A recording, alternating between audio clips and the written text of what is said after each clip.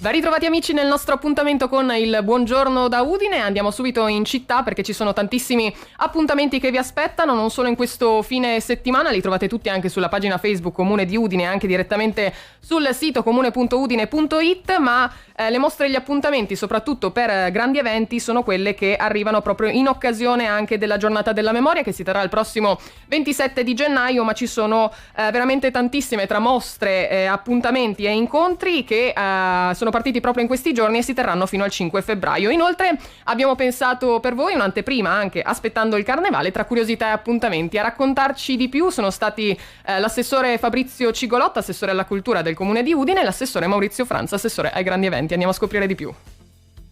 3 argomenti oggi in giunta, 2 riguardano Palazzo Giacomelli, sede del Museo Etnografico. Ospiteremo da marzo fino a giugno dei corsi ogni venerdì tenuti dal Centro Internazionale di Ricerca sull'Arte Tessile di Villa Santina, che proporranno appunto le tecniche e poi le modalità di realizzazione, oltre che gli strumenti dell'antica arte tessile che si diffondeva in tutto il Friuli, dalla bassa alla montagna, specialmente alla Carnia, con delle caratteristiche del tutto specifiche, e poi anche con opere di grande valore artistico, oltre che legate alla tradizione culturale. Tra poco arriverà il carnevale, il carnevale significa maschere, quelle famose sono quelle di Tarcento, della Val del Torre, con l'associazione dei Mascarars di Tarcento, di Tarcint.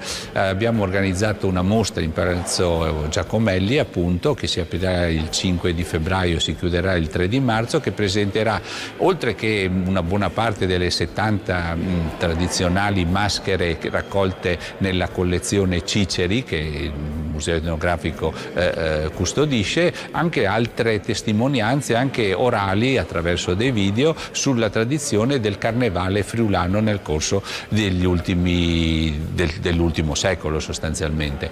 E poi ancora abbiamo anticipato che tra 10 giorni ci sarà la Giornata della Memoria, il 27 gennaio. Il Comune di Udine ha avviato tantissime iniziative. Questa settimana se ne apriranno 2, la prima il 20 venerdì alle ore 11 in Casa Cavazzini presenteremo i quadri della collezione Brunner, quadri appartenenti a Filippo Brunner, storica famiglia triestina importantissima, che furono trafugati dai nazisti nel periodo successivo al 1943 e poi vennero ritrovati. C'è tutta una vicenda storica molto bella che è legata a questi quadri, che si conclude con la esposizione permanente che Casa Cavazzini appunto ospiterà da venerdì in avanti di queste opere, che sono opere di grande pregio artistico. E poi ancora sabato Associazione Italia-Israele ha proposto la mostra Lo sport e la Shoah, come vissero tanti sportivi ebrei la fase drammatica della discriminazione razziale e poi anche spesse volte della deportazione e della morte nei campi di concentramento. È una mostra che ci viene proposta e che noi siamo lieti di ospitare in Palazzo Morpurgo. Apertura sabato prossimo 21 gennaio alle ore 11.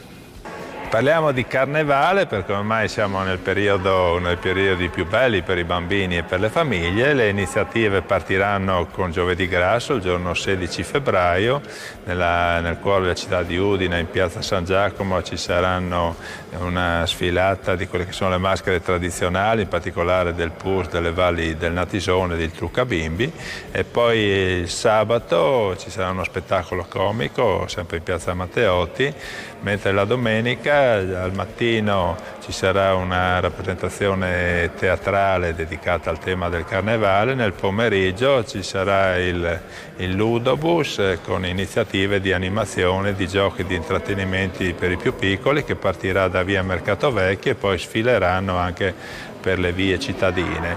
Il gran finale sarà il martedì grasso, martedì 21 febbraio, sempre in piazza San Giacomo, dove ci sarà una baby dance del Truccabimbi, quindi tante iniziative di gioia e di colore per animare la città di Udine, ma soprattutto per dare gioia e serenità ai bambini e alle famiglie.